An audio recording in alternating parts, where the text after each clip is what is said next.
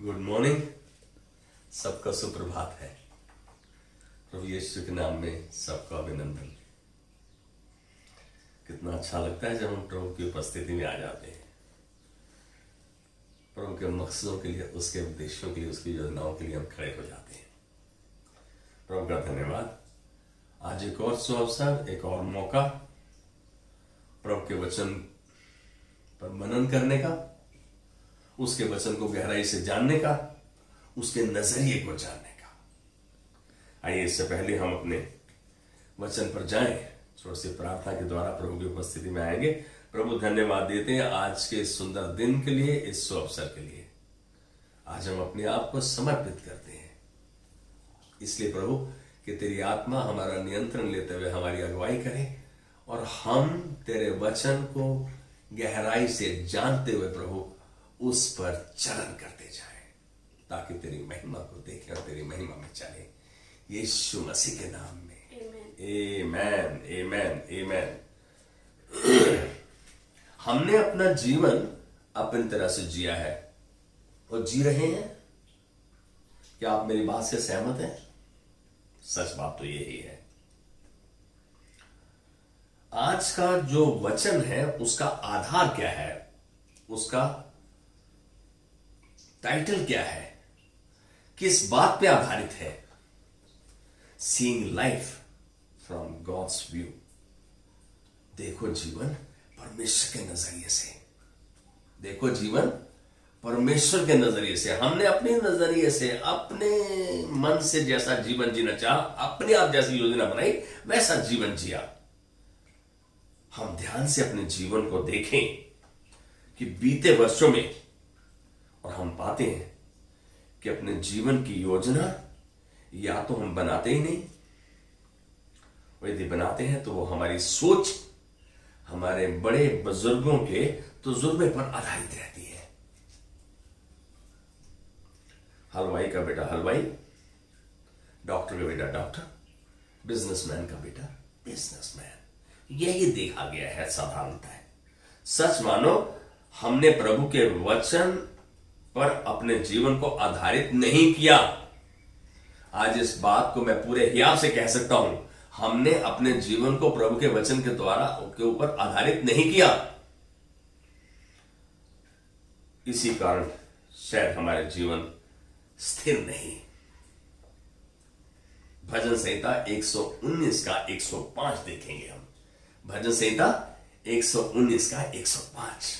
तेरा वचन मेरे पांव के लिए दीपक और मेरे मार्ग के लिए उजियाला है। आप देख रहे हैं भजनकार को क्या प्रकाशन था उसके तजुर्बे के अनुसार, क्योंकि इस भजनकार दाऊद को परमेश्वर ने अपने हृदय का व्यक्ति कहा, क्योंकि उसका यह प्रकाशन था कि तेरा वचन मेरे पांव के लिए दीपक और मेरे मार्ग के लिए उजियाला है। ये बात दाऊद के समझ में आ गई। आप जानते हो ये बात यदि हमारे समझ में आएगी तो हम भी प्रभु के चहेते हो जाएंगे। ध्यान से देखें तो पाते हैं कि यह वचन हमें बहुत बड़ा संदेश देता है। हमें कहता है कि दाऊद ने अपने जीवन को प्रभु के वचन पर, प्रभु के आज्ञाओं, चेतवनियों, विधियों पर आधारित किया तो वो परमेश्वर के हृदय का व्यक्ति बना। यह संदेश हमारे लिए भी आज यही है। लेकिन सच तो यही है कि हम इस बात पर तवज्जो देते ही नहीं। हम इस बात को पर गौर ही नहीं करते। क्यों? क्योंकि हमारी प्राथमिकता प्रभु नहीं। हमारी प्राथमिकता प्रभु नहीं, कुछ और ही है। यह बात कुछ अजीब नहीं है प्रभु के वचन के अनुसार? जब कुछ अनहोनी, अनदेखी घटना घट जाती है, जब कुछ अनहोनी, अनदेखी घटना घट जाती है तो उस समय हम जाग उठते हैं, प्रार्थना करते हैं, प्रार्थना करवाते हैं और आशा करते हैं कि प्रभु हमारी प्रार्थना का उत्तर देगा, हमारी सुनेगा और हमें हमारी परिस्थिति से बाहर निकालेगा। परमेश्वर, एक बात जान लो, परमेश्वर क्विक फिक्स सॉल्यूशन नहीं है, उपचार नहीं है। यदि आपका रिश्ता उसके साथ घनिष्ठ नहीं है तो आप परमेश्वर को क्विक फिक्स सॉल्यूशन मत समझो। ये बात सच है। हमारे इस रवैये को हम कैसे बदला देख सकते हैं, कैसे बदलता देख सकते हैं? ये हमारा रवैया कि हमारा जीवन तो वचन पर, परमेश्वर के वचन पर आधारित नहीं है। फिर भी हम जब प्रार्थना करें, जब परेशानी टूट पड़े, तूफान आ जाए, तो हम चाहें कि परमेश्वर मेरी प्रार्थना का उत्तर दे। मुझे कुछ अटपटा सा दिखता है। जीवन आत्म केंद्रित रवैये से हो या वचन केंद्रित पर हो। यदि आत्म केंद्रित रवैये पर है तो आप आशा मत कीजिए। यदि वचन केंद्रित रवैये पर है तो आप बदलाव को देख सकते हैं। तो बदलाव आएगा जीवन में, क्योंकि परमेश्वर आपकी मदद करेगा। आदि में वचन था, वचन परमेश्वर के साथ था, वचन परमेश्वर था। यदि वचन आपके अंदर घर कर जाता है तो वो तब्दीली करता है। परमेश्वर आपके अंदर तब्दीली करता है। आइए हम अपने पवित्र शास्त्र में रोमियो के 12वें अध्याय में दूसरी आयत को पढ़ेंगे। और इस संसार के सदृश ना बनो, परंतु तुम्हारी बुद्धि के नए हो जाने से तुम्हारा चाल चलन भी बदलता जाए, जिससे तुम परमेश्वर की भली और भावती और सिद्ध इच्छा अनुभव से मालूम करते रहो। यहां ये हम देख रहे हैं, ये अनुवाद NIV ट्रांसलेशन का है। मैं एक और टुडेज इंग्लिश वर्जन ट्रांसलेशन को हिंदी में अनुवाद करते हुए इस बात को कहूंगा कि इस संसार की तरह ना बनो। इस संसार के जो स्टैंडर्ड्स ऑफ द वर्ल्ड, हम उसके अनुसार नहीं बने, लेकिन परमेश्वर को तुम्हें अंदर तक बदलने दो। परमेश्वर को ऐसा करने दो। क्यों? मालूम है, इस बात को हमें थोड़ा सा अलग दिख रहा है कि परमेश्वर हमें तब्दील करेगा ताकि तुम्हारा मन परिवर्तित हो जाए, ताकि तुम्हारा परमेश्वर को ऐसा करने दो ताकि तुम्हारा मन परिवर्तित हो जाए, तब तुम परमेश्वर की इच्छा को जानने पाओगे। आप यहां ध्यान से देखो तो परमेश्वर पहली बात यह कह रहा है कि हम इस संसार की तरह नहीं बने। दूसरी बात बोल रहा है कि परमेश्वर को तुम्हें अंदर तक बदलने दो। अंदर तक परमेश्वर कैसे बदलेगा? उसके वचन के द्वारा। उसका वचन तुम्हारी मदद करेगा। उसका वचन यदि आधार है और तुम्हारे हृदय की गहराई तक चला गया है, तुम उसके वचन पर चल रहे हो, तो बदलाव आएगा। परमेश्वर कार्य करता है अपने वचन के द्वारा। और जब आपके अंदर बदलाव आएगा, तुम जब बदल जाओगे, तुम्हारा चाल चलन बदल जाएगा, तब तुम परमेश्वर की इच्छा को जानने पाओगे। तब परमेश्वर अपनी इच्छा को आप पर प्रकट करेगा। उसने वचन के द्वारा ही उसने जो कुछ किया। यदि हम यूहन्ना के पहले अध्याय में देखते हैं कि आदि में वचन था, वचन परमेश्वर के साथ था, वचन परमेश्वर था, जो कुछ उत्पन्न हुआ उसी के द्वारा उत्पन्न हुआ। यह तब्दीली भी उसी के द्वारा आपके अंदर होगी। आप परमेश्वर की इच्छा को जानने पाओगे। हम ज्यादातर हमारे जीवन का पहिया यही रखना है, क्या मैं परमेश्वर की इच्छा को जानता हूं? उसके वचन में उसने जो कुछ लिखना था, जो कुछ बतलाना था, सब कुछ उसने हमें बताया है। मालूम है पौलुस क्या बोलता है? कहता है उसने हमारे जीवन के लिए और धार्मिकता के लिए हमें सब कुछ दे दिया है। अपना वचन दिया तो हमें सब कुछ दे दिया है। हम इस बात को जाने। आज हम देख रहे हैं कि परमेश्वर का नजरिया क्या, वो चाहता है हमें अंदर तक से बदले ताकि हम उसकी भली और भावती इच्छा को जाने। यहां हम देख रहे हैं कि हम उसकी इच्छा को नहीं जानते। You will be able to know the will of God then, and then only when you allow God to work in and through you. संसार की चमक दमक की ओर न फिरो। हमारा तो फोकस ही वही है, हमारा तो केंद्र बिंदु वही है कि भाई मुझे ये चाहिए, मेरा ये चाहिए, मुझे ये चाहिए, मेरे बच्चों का ये चाहिए। परमेश्वर क्या चाहता है आज हम वो देख रहे हैं उसके नजरिए से। वो क्या चाहता है? परमेश्वर के प्रति समर्पित व आज्ञाकारी बने रहो। इस बात को यीशु ने 15:7 में कहा, यदि तुम मेरी आज्ञाओं में बने रहोगे, यदि तुम मेरे वचन को अंदर तक जाने दोगे और बने रहोगे, तो जो चाहोगे तुम्हारे लिए हो जाएगा। अरे परमेश्वर तो ये चाह रहा है। उसके नजर से जीवन का तौर तरीका ऐसा होना चाहिए जिससे तुम परमेश्वर की इच्छा को जान पाओगे। Only total surrender and obedience will enable to change you. God will change you then, and then you will know the will of God. तब आप परमेश्वर की इच्छा को जानने पाओगे। क्या हम अपने आप को समर्पित और आज्ञाकारिता में कोशिश किए जा रहे हैं? क्या हमारा फोकस, क्या हमारा केंद्र बिंदु समर्पण और आज्ञाकारिता पर है? मैं समझता हूं कि ये बात थोड़ा सा सोचने के लायक है। उसकी इच्छा को जानना, वह उसके अनुसार चलना, उसकी इच्छा को जानना, वह उसके अनुसार चलना ही आपके स्थिर जीवन की कुंजी है। Surrender, total surrender and obedience is the key to a stable life, to a life that God is pleased with. आइए अपने वचन, इस वचन में एक बार याकूब की पत्री में 4 अध्याय में 14वीं आयत को देखेंगे। याकूब की पत्री में 4 अध्याय में 14वीं आयत को देखेंगे आप। और यह नहीं जानते कि कल क्या होगा।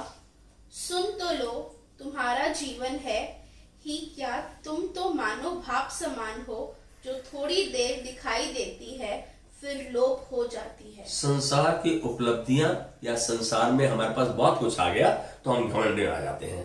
यहां परमेश्वर का वचन हमें चेतावनी दे रहा है। क्या कह रहा है? तुम ये जानते ही नहीं कल क्या होगा। तुम नहीं जानते, परमेश्वर जानता है। कह रहा है सुन तो लो, तुम हो ही क्या। परमेश्वर आपको यहां अलर्ट कर रहा है, चेतावनी दे रहा है। तुम तो भाप के समान हो, थोड़ी देर तक दिखती है और उसके बाद लोप हो जाती है, खत्म। इसका मतलब हमारा जीवन परमेश्वर की नजर में एक बहुत छोटा सा, कोई मायने न रखने वाला कहूंगा, लेकिन मायने रखने वाला जीवन कब होता है? जब उसके कहे पर, उसकी आज्ञाओं, चेतावनियों, विधियों पर, उसके वचन पर आधारित है। यह सच्चाई हमारा मन बन सकती है कि हम तो कुछ नहीं है, हमारा जीवन काल कुछ नहीं है। ये जानकर कि फिर मैं क्यों ना इस छोटे से जीवन को परमेश्वर के समर्पण और आज्ञाकारिता में बिताऊं, क्यों ना उसका वचन मेरे अंदर घर कर जाए। पवित्र शास्त्र हमें 3 काल्पनिक तरीकों से प्रभु के नजरिए के बारे में बताता है। प्रभु के नजरिए के बारे में 3 काल्पनिक तरीकों से हमें प्रभु के नजरिए को बताता है। क्या है वो? जीवन पृथ्वी पर एक परीक्षा है। Life on the earth is a test. जीवन इस पृथ्वी पर एक परीक्षा है और परमेश्वर चाहता है कि इस परीक्षा में हमें वो सफल देखना चाहता है। इसीलिए उसने अपने वचन को हमें दिया, इसीलिए यीशु मसीह को भेजा कि हम उसके चरित्र को, उसके जीवन को, उसके वचनों को देखें, उसको समझें। वो चाहता है, परीक्षा है। हम इस जीवन में कई बार इस बात को कहते हैं, this life is a training period. God is training us एक फर्दर आगे जीवन के लिए, जो हम अभी नहीं सोच पा रहे, देख पा रहे, नहीं समझ पा रहे। तो पहला हम नजरिया कहेंगे ये है कि लाइफ इज ए टेस्ट। जीवन एक पृथ्वी पर परीक्षा है। और दूसरा क्या है? जीवन पृथ्वी पर एक विश्वास है, भरोसा है। Life is a trust. हमारे जीवन काल में कुछ भी हमारा नहीं है, ये बात जानना जरूरी। ये भरोसा करना, ये विश्वास करना कि जीवन काल में हमारा कुछ नहीं है जिसे हम अपनी उपलब्धि जान सके, कह सके, बता सके। परमेश्वर, तीसरी यहां पर हम देख रहे हैं, तीसरी बात, परमेश्वर ने पृथ्वी पर हमें भंडारी के रूप में रखा है। किसके? भंडारी के रूप में रखा है। हमें इसको उसने लोन दिया है, लोन दिया है हमें। क्या? भंडारी का मतलब हमें लोन पे दिया है, जब तक हम पृथ्वी पर है उसको इस्तेमाल करें हमारे जीवन काल में। यद्यपि आप परमेश्वर पर संपूर्ण भरोसा करते हैं तो आपके 3 प्रतिफल हैं। मैं अब एक एक बिंदु पर इसको थोड़ा विस्तार से जानेंगे, क्योंकि ये तीनों काल्पनिक तरीके प्रभु के नजरिए को दर्शाते हैं। पहला क्या था? जीवन पर पृथ्वी एक परीक्षा है। यहां हम देखेंगे, वचन को खोलें, 1 कुरिन्थियों 10:13 देखेंगे हम।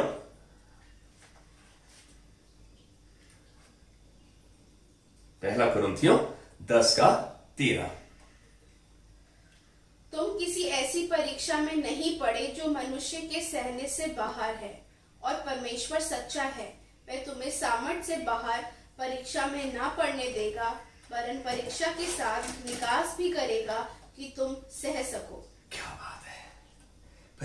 पर यहाँ पर अपने वचन के द्वारा बिल्कुल खुलासा कर रहा है, वो तुम्हें किसी ऐसी परीक्षा में नहीं पढ़ने देगा जो तुम्हारी सामर्थ्य के बाहर है, जो तुम नहीं कर पाओ। इसका मतलब ऐसी कोई परेशानी, ऐसा कोई दिक्कत, ऐसा कोई तूफान नहीं आएगा जिसका तुम सामना नहीं करने पाओ, जो तुम्हारे सहने के बाहर हो। यहां पर मैं एक और अनुवाद को दर्शा रहा हूं। परमेश्वर अपने वादे के प्रति सच्चा है। क्या है? He is true to his word. तुम्हारी परीक्षा तुम्हारी सहन शक्ति के बाहर नहीं करेगा। तुम्हारी परीक्षा तुम्हारी सहन शक्ति के बाहर नहीं करेगा। परीक्षा के दौरान सामर्थ्य व निकास के लिए मार्ग भी निकालेगा। वो यदि ऐसा, आप कभी कभी ये सोचते हैं यार ये तो बस कैसे होगा, ये तो हम कर नहीं पाएंगे, ऐसा कुछ नहीं है। प्रभु कह रहा है मैं सामर्थ्य दूंगा कि तुम्हारे लिए एक निकास का मार्ग भी निकालूंगा। ये परमेश्वर का नजरिया है। हम उसके नजरिए को क्यों नहीं जानते और पहचानते? आप जान रहे हैं इस बात को? आपका जानना जरूरी है। याकूब 1:12 में एक बार फिर देखेंगे हम। धन्य है वह पुरुष जो परीक्षा में स्थिर रहता है, क्योंकि वह खरा निकलकर जीवन का वह मुकुट पाएगा जिसकी प्रतिज्ञा प्रभु ने अपने प्रेम करने वालों को दी है। अपने अंदर एक बार झांक कर तो देखो, क्या परीक्षा आती है, या हमें डांटा जाता है, या हमें अनुशासित किया जाता है, या हमारा बहुत बड़ा नुकसान हो जाता है, कितना स्थिर रहते हैं उस परिस्थिति में हम। यहां क्या प्रभु के पुरुष का वचन है? धन्य है वह पुरुष जो परीक्षा में स्थिर रहता है, जो परीक्षा में शांत रहता है, जो परीक्षा में भी आनंदित रहता है, जो ऐसी परिस्थिति में भी उसका आनंद कम नहीं होता। वह खरा निकलकर जीवन का वह मुकुट पाएगा जिसकी प्रतिज्ञा प्रभु ने अपने प्रेम करने वालों से की है। प्रभु कह रहा है कि तुम स्थिर रहो। यह स्थिर रहने के लिए प्रभु का वचन आपके अंदर होना जरूरी है।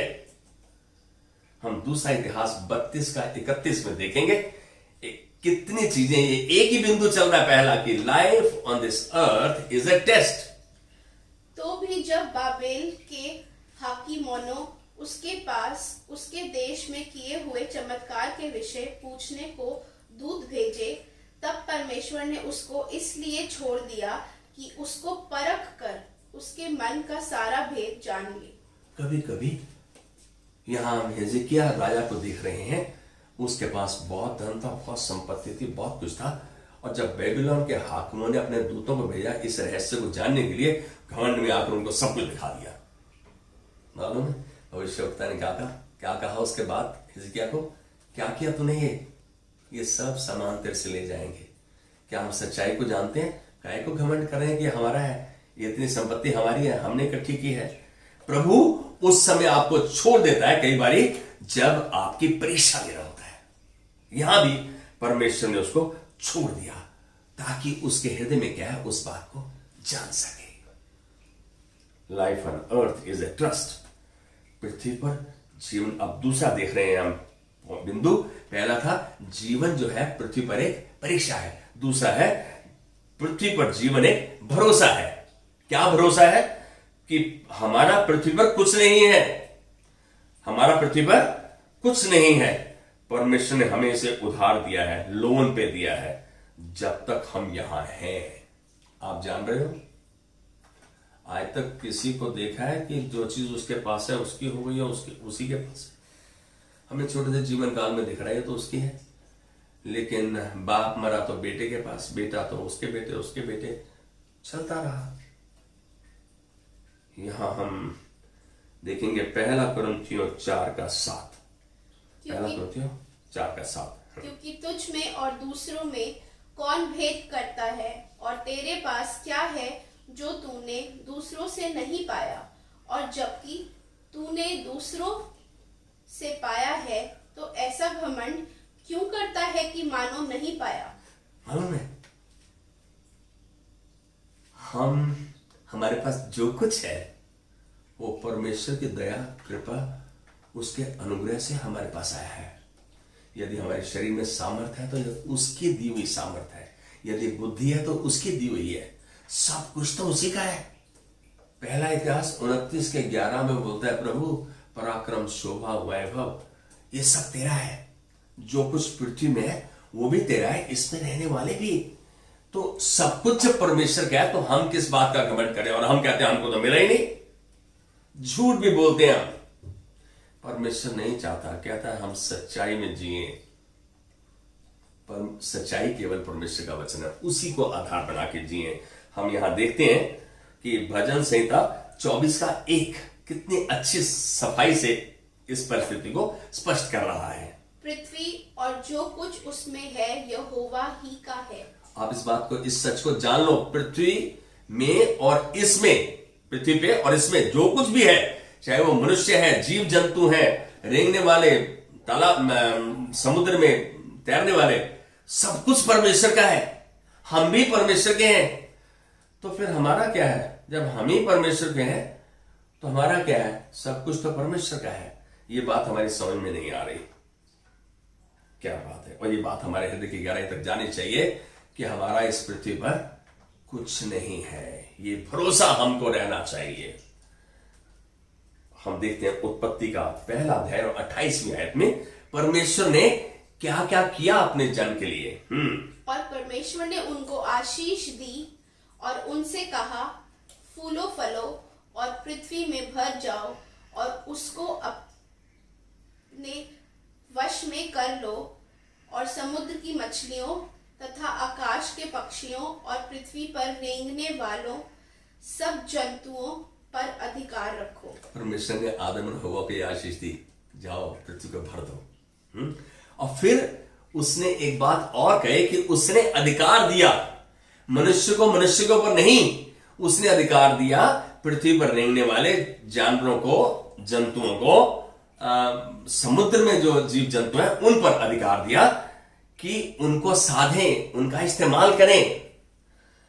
परमेश्वर ने जो, जब हम भरोसा करते हैं तो ये सब आशीषें किसकी हैं? हमारी हैं। आमीन। यहां देखते हैं परमेश्वर ने आदम और हव्वा को भंडारी बनाया। क्या बनाया? भंडारी बनाया। और पृथ्वी पर के जंतुओं, पशुओं और समुद्र की मछलियों पर अधिकार दिया। हम तो आज देख रहे हैं कि जो जन मेरे नीचे काम करते हैं उन पर मेरा अधिकार है, मैं जैसे मर्जी उनको डील करूं। परमेश्वर ने, यीशु मसीह ने बोला तुम एक दूसरे से प्रेम करो, इससे जाने जाओगे तो मेरे चेले हो। मैं समझता हूं हम इस संदर्भ में बिल्कुल बहुत समय असफल रहते हैं। यहां हमें ध्यान देने की आवश्यकता है।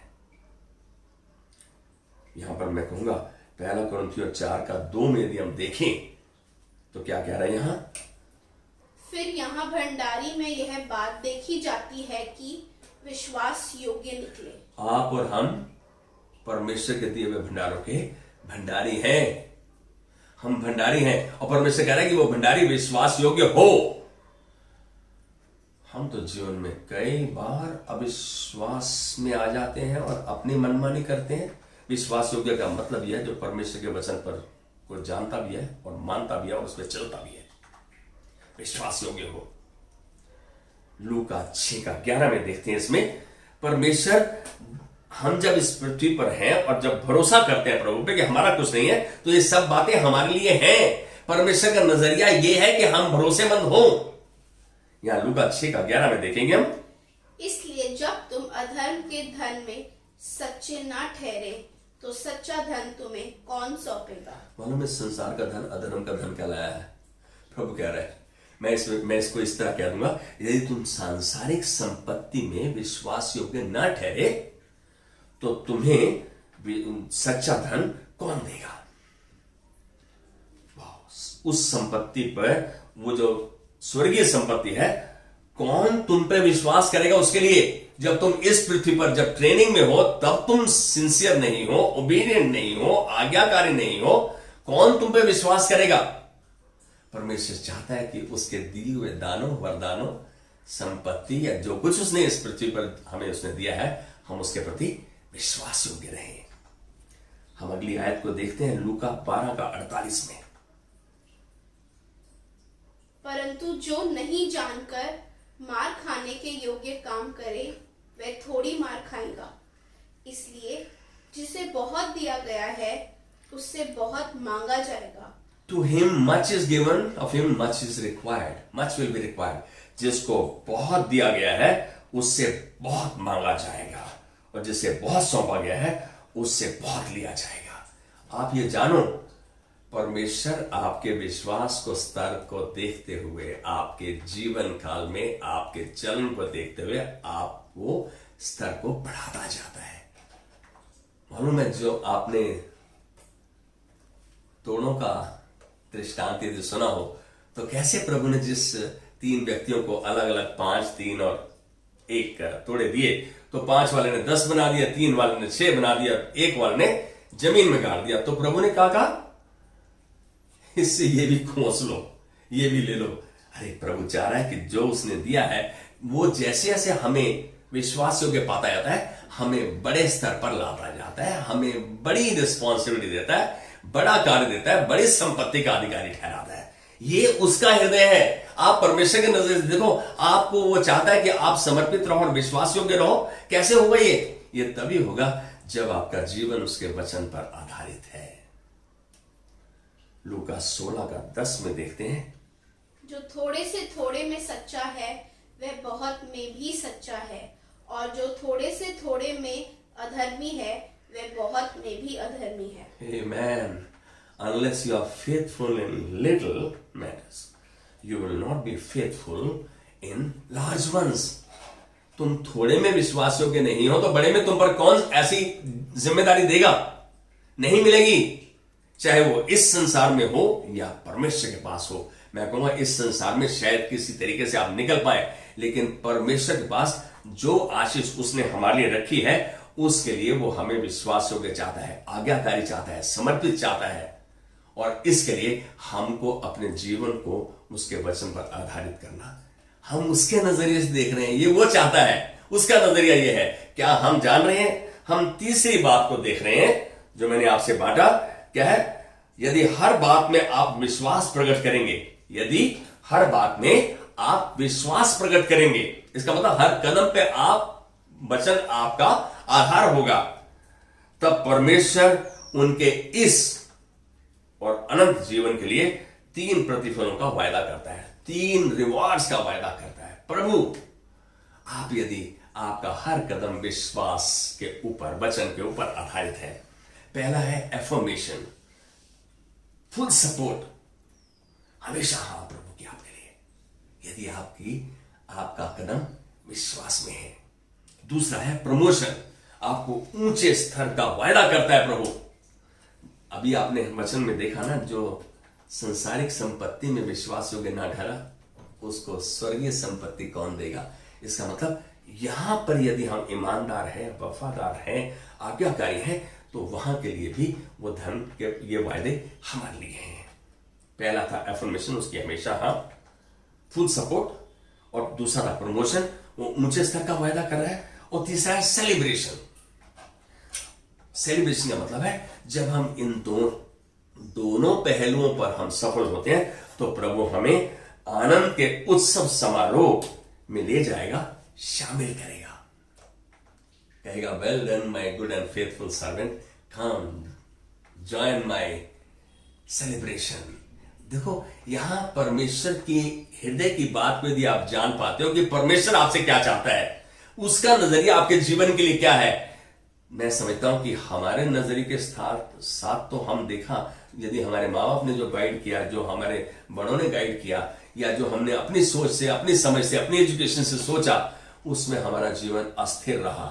लेकिन परमेश्वर क्या वादा कर रहा है कि हमेशा वो हमारे को सपोर्ट करेगा, हाँ करेगा, और हमारे स्तर को बढ़ाएगा, और तीसरी चीज हमें अपने आनंद में शामिल करेगा, सहभागी बना देगा। आइए अपने हाथों को उठाएं, अपनी आंखों को बंद करते हुए कहे प्रभु, सच में हमने अपना जीवन अपनी तरह जिया है, लेकिन आज हम ये निर्णय लेते हैं प्रभु कि इस जीवन को और हम अपने अनुसार नहीं चलेंगे। अब हम तेरी भली भांति इच्छा को तेरे वचन में ढूंढकर आज्ञाकारिता से चलते हुए विश्वास योग्यता की दौड़ दौड़ेंगे। प्रभु, जो वादे तूने किए वो हाँ और आमीन है मसीह यीशु में। और धन्यवाद के साथ हम तेरे अनुग्रह को ग्रहण करते हैं, जो हमारे लिए जीवन की हर परिस्थिति के लिए पर्याप्त है। हम अपने जीवन में और इस बड़े परिवार के जीवन में तेरी महिमा को देखते हैं, यीशु मसीह के नाम में। Amen. Amen. God bless you. Have a wonderful day. Thank you.